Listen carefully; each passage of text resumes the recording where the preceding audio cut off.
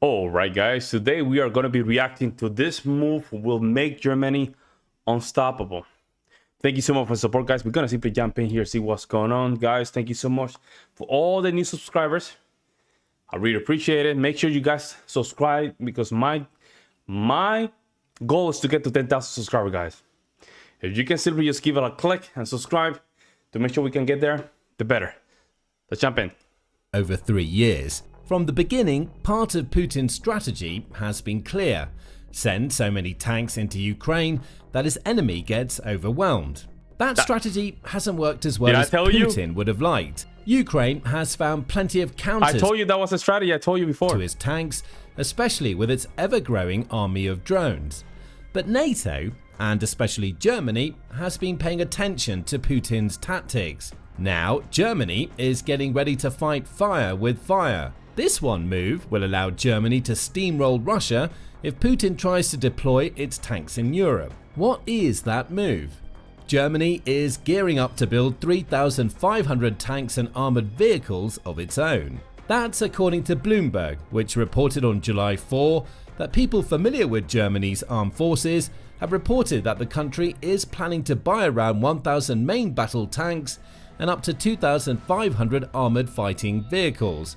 The move is being made as Germany works alongside NATO to prepare for a potential invasion of a NATO member, likely one of the Baltic states, in the coming years. Germany thinks that the invasion is coming soon. In June, the country's chief of defence, Carsten Breuer, told the BBC that NATO faces a very serious threat from Russia, the likes of which hasn't been seen in 4 decades of military service.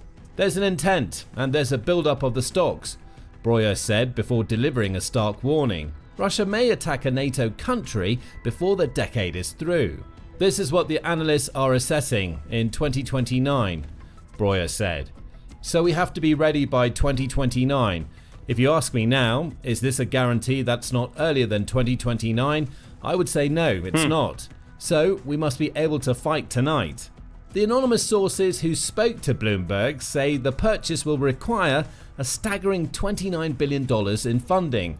It's also being proposed with a purpose. NATO has asked Germany to provide it with 7 combat brigades over the next 10 years, all of which will likely serve in key border regions to act as a deterrent to Putin as Russia leader mulls over which nation to invade next. Those brigades will need equipment. Around 3,500 tanks and armoured vehicles should do the job. Bloomberg sources also revealed precisely what Germany will be buying with its $29 billion. On the tank front, it's planning to purchase around 1,000 Leopard 2s. The Leopard 2 is one of the most impressive European tanks and is perfectly placed to serve as a direct counter to most of the main battle tanks Putin has fielded in Ukraine. The first version of the Leopard 2 was produced in 1979, says Army Technology, and it's gone through several iterations and upgrades since then. The most recent of these upgrades, and likely the version of the Leopard 2 that Germany will buy, is the A7 Plus main battle tank, built by Krauss Maffei Wegmann. Look at that monster, guys. Look at that monster. I'm sorry. The Leopard, one of my favorite tanks. Look at that thing, bro. Like, fast, strong, accurate, very good with camouflage. KMW, the A7 Plus weighs over 148,000 pounds, measures nearly 36 feet long, and is capable of tearing across terrain at speeds approaching 45 miles per hour. It's an improvement over the Leopard 2, Army Technology says, because it introduces digitized technology to the tank and was designed with a multifunctional user concept that's supposed to improve sustainability. Examples come from the tank's turret and chassis, both of which are fitted with cooling systems to ensure the tank's degradation due to overheating is slowed down. New air conditioning and high-performance power supply systems have also been built into the tank, making the A7 Plus one of the most modern tanks Germany is capable of fielding. It also hits hard, very hard. A Leopard 2 A7 Plus is loaded with an FLW-200 modular remote-controlled light weapon system that allows it to defend itself from several types of targets, in addition to making it a terrifying offensive force. That system allows the tank to automatically detect both allied and enemy vehicles closing in, with its turret also having an elevation angle that descends to -15 degrees and ascends to 70 degrees. Every A7 Plus comes with a 120mm L55/L44 smoothbore gun that's capable of firing standard NATO ammunition. But if the tank needs to pack some major firepower, that gun can also fire programmable 120mm high explosive rounds capable of decimating a target.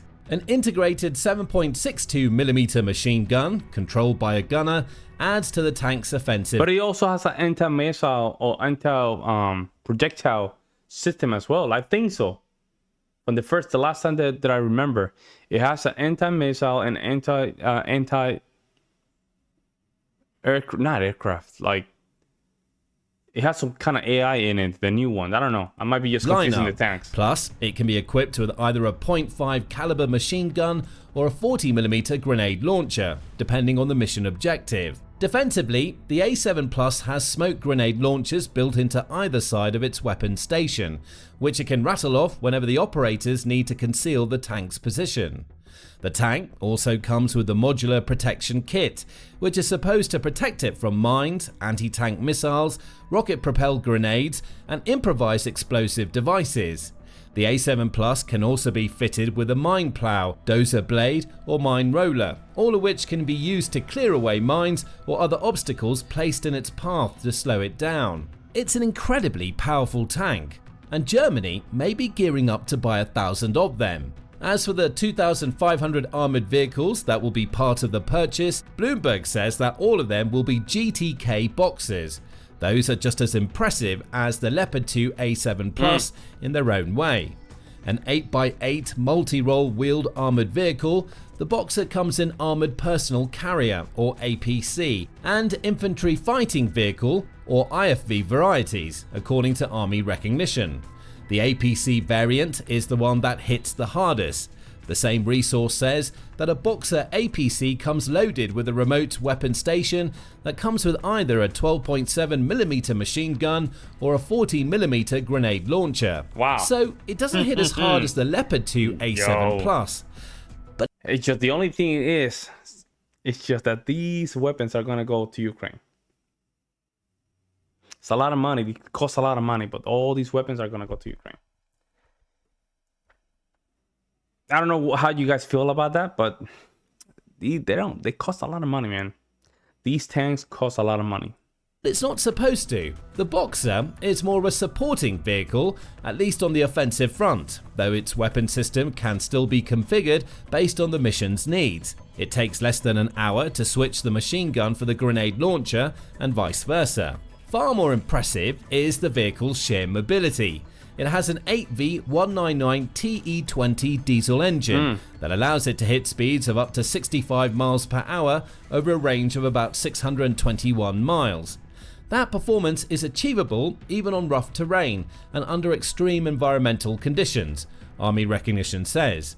The Boxer's steel and ceramic armor offers protection against explosives, with Germany also having the option to equip it with active protection systems and reactive armor. In other words, the vehicle's defenses are modular and can be adapted to suit its mission, much like its weapons system. As for crew, the Boxer can carry between 3 and 11 people, again, depending on if it's the APC or IFV variant. These two vehicles easily match almost anything Russia is capable of bringing to the table, and Germany is planning to buy 3,500 of them. However, planning is the key word here.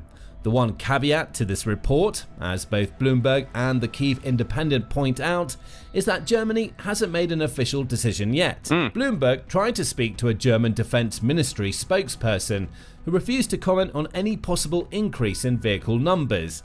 As for the Kyiv Independent, it says that final quantities and pricing are still being negotiated, meaning the amount Germany spends and the number of vehicles it gets may change. Still, even without official confirmation, the world is already reacting. Bloomberg says that shares in the German defense manufacturer Rheinmetall were up by as much as 3.7% after the news of Germany's plans broke, suggesting those in the know in Germany's financial circles believe that an official announcement is coming and want to get in on the ground floor before Rheinmetall's share prices skyrocket. And there's more. In addition to these 3,500 vehicles, Germany is also preparing to buy up to 1,000 Patria armored modular vehicles, manufactured in Finland. You know what's crazy, man? I'm gonna say this, and I'm gonna say this. It sounds like Germany is getting ready for war. I don't know why, but that's a weird thought, right? It sounded like Germany is ready to go to war. It does, guys. It does. It's clearly the way Germany just moving around, trying to just do stuff. It just sounds like they're trying to go to war, man. So weird, because they're investing. If they're investing a lot of money on this, right? I guess how can you go to war with Russia without declaring war? I guess you have to pay mercenaries. Now, does Germany has mercenaries? But it sounds like all this investment is like Germany's getting ready. Finland, these vehicles are intended to replace the Fuchs AFVs in Germany's military, which are aging out and won't prove effective in a future war effort. Nordic Defence Review says that Germany has already received approval for this purchase, meaning Patria, which manufacture the vehicle as well as giving its name, will start delivering the first of the proposed 1,000 in 2025. The Patria is a little smaller than the Boxers Germany is reportedly planning to buy, as it's a 6x6 vehicle. Still, assuming both deals go through, that pulls Germany's new military vehicle count up to 4,500 to be delivered in the coming years. Putin will be shaking in his boots, and he should be. After all, the only reason that Germany is making these purchases at all is because Putin decided to invade Ukraine in February 2022. It's that decision that's prompted Germany to reinvent itself as a military nation. Wow. The news of the country's $29 billion investment into tanks and armoured vehicles comes in the wake of a June pledge by the country to increase its defence spending to 3.5% of its gross domestic product, or GDP, by 2029. According to Defence News, Germany also intends to plough a staggering $761 billion into its military between now and 2030, making it comfortably the world's fourth largest military spender behind the US, China and Russia. And it's Russia that is Germany's key concern. After all, it's Russia that Germany intends to counter, which leads to the reason why Germany is buying 3,500 tanks and armoured vehicles right now. Those reasons start with something that Germany hasn't been all too willing to admit for several years. Germany isn't ready for a fight against Russia. At least, it hasn't been for years on the equipment front after decades of neglecting investment into its defences.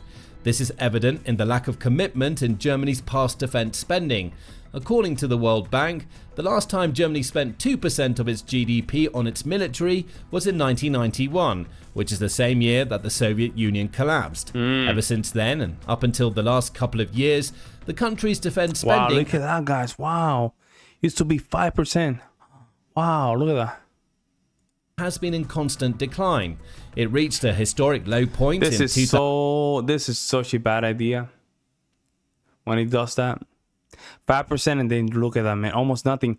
And I always say this, and I mentioned this in multiple videos. Guys, that your sovereignty is only defended with the military. You have no, if you don't have a military, your sovereignty might be on stake. You need to have a military. You need to spend good money in the military. Yeah, I mean, you know why Trump messed with Canada a lot? I know a lot of guys are not fan of Trump. I understand he can be a douchebag. I understand. The reason he does that because Canada does not. Technically, they have a military, but their military is so bad that if we wanted it, we can literally just invade Canada and take Canada in a matter of a week. Less than that, I guess. At this point, if Trump wanted to be an a-hole, he could technically take Canada like this. There's no military. There's no military. He can start with some provinces. Take one of the first provinces, let's say Alberta. Put the military around that state. What is Canada going to do? Canada's not going to do anything. They have no military. If you have no military, your sovereignty is... Because the only way you can force sovereignty of the nation is through force. But that force has to be big enough that if another country comes in, you know, you're ready to go in. You're ready to defend it.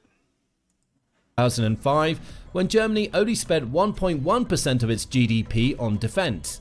But even once the Ukraine war started in earnest, the country wasn't spending much. 2022 saw Germany invest 1.4% of its GDP into its military, with 2023 bringing with it a 1.5% investment.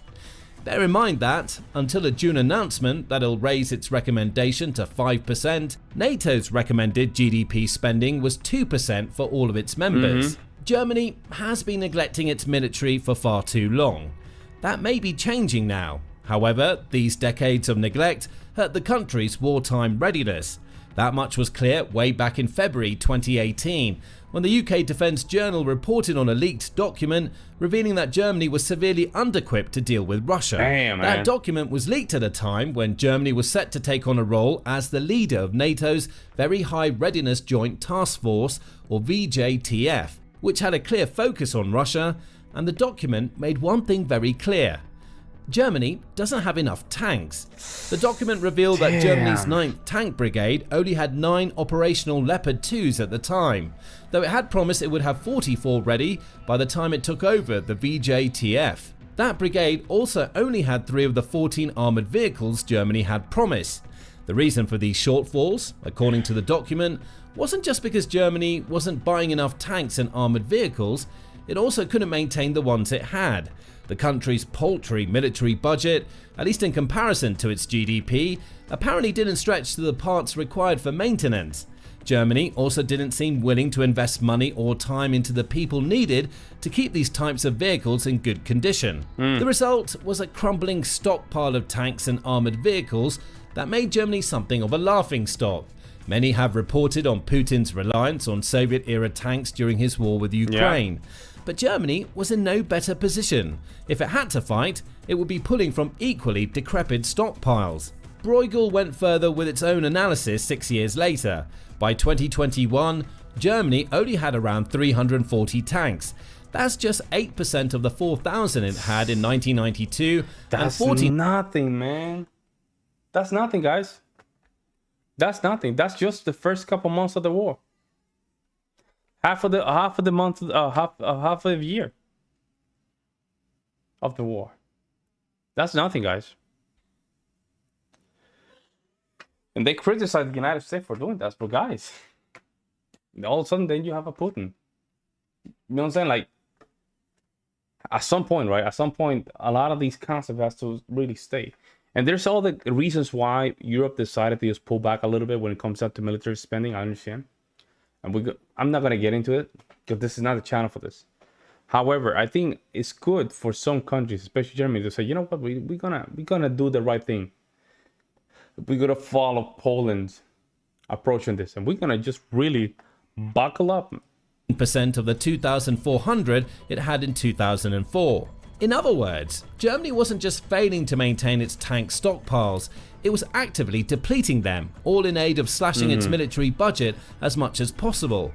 And this was a trend seen throughout the German military, Bruegel points out.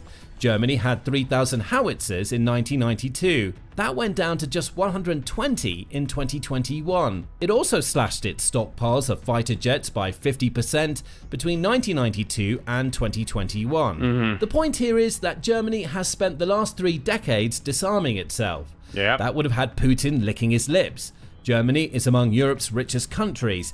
The fact that it was spending so little on its military created an opportunity for Putin.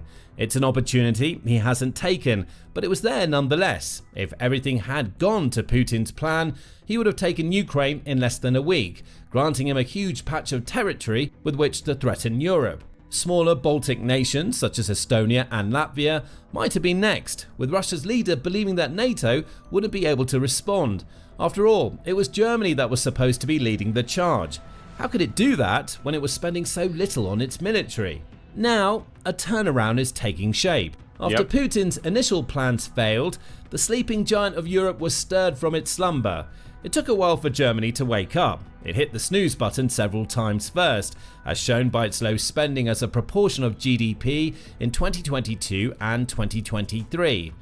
But the alarm has finally gone off. Yes, they're going to keep increasing it. They're going to keep investing in it because they need to. Guys, you guys need to. And it's going to be fine. It's going to be fine. I don't think there's going to be nothing wrong with it. It's going to be fine. I don't think there's going to really go sideways on this. I think Germany's going to do the right thing and just put the nation first. Guys, people don't even realize how close Russia is. We have something called the Kaliningrad. It's literally right there. Kaliningrad is right there. It used to be German. You have to put it in that. Germany is investing heavily. Around 1,000 tanks and 2,500 armored vehicles, 3,500 if counting the Patriots, are just symptoms of this sleeping giant awakening. But there are other reasons why Germany has chosen now to buy so many tanks and armoured vehicles. Its previously mentioned NATO commitments rank up there. As addressed earlier, NATO has asked Germany to provide 7 new brigades, which amounts to around 40,000 new troops. That request was made in May, according to the Business Standard, and it's part of a larger push within NATO to hike up the number of brigades it requires its members to provide. That number was previously 80, according to an anonymous senior military figure Business Insider quoted. Now, NATO is looking to its members to provide between 120 and 130 brigades, around a 50% increase over the past figures. The 7 new German brigades add to the 10 the country committed to NATO back in 2021. Germany hasn't delivered all of those 10 yet. It has a deadline of 2030 and has set up 8 so far, with a 9th currently being built in Lithuania that will be ready for 2027. Add these 10 brigades to the 7 more that NATO has requested, and that's 17. With each brigade having around 5,000 troops, that adds up to a commitment of 85,000 soldiers. All of those soldiers need equipment and armour. Perhaps Germany buying 3,500 tanks and armoured fighting vehicles is part of an effort to ensure those brigades are ready to act if and when the time comes for a war with Russia. And speaking of war with Russia, that leads to another reason why Germany is investing so heavily in this specific type of equipment. It wants to be capable of fighting fire with fire in a war with Putin's forces. Putin has relied heavily on tanks in his Ukraine invasion, as the national interest bled in April 2024. The war in Ukraine proves tanks are here to stay and fight. And it isn't wrong, though Ukraine has found adequate counters to Russia's tanks with its kamikaze drones and anti-tank missiles, neither has been enough to cause Putin to withdraw his main battle tanks from the field. However, it's hard to ignore the fact that tanks were crucial to the early gains Russia made during its initial invasion. It's also worth noting that Ukraine has made heavy use of tanks and armoured vehicles too. They've enabled Ukraine to defend against Russia's tanks, as well as launch counter-offensives against Russian forces in occupied territory.